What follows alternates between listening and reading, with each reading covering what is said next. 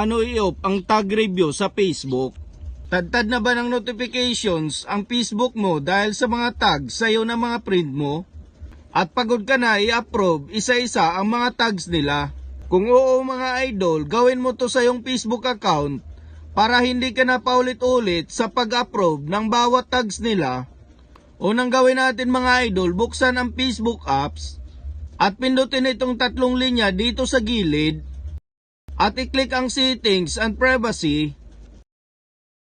Then i-click ang settings. I-scroll nyo lang pa ibaba at hanapin ang profile and tagging.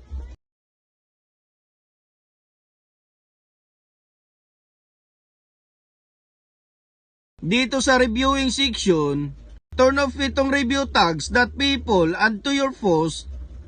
Ganon din itong review post that you're tagging in. Kapag naka-turn off na ito mga idol, wala nang review tag sa notification mo. Automatic na itong ma-post at hindi mo na kailangang i-approve. Kung gusto nyo ng mga tips and updates na kagaya nito, subscribe for more. Thank you for watching.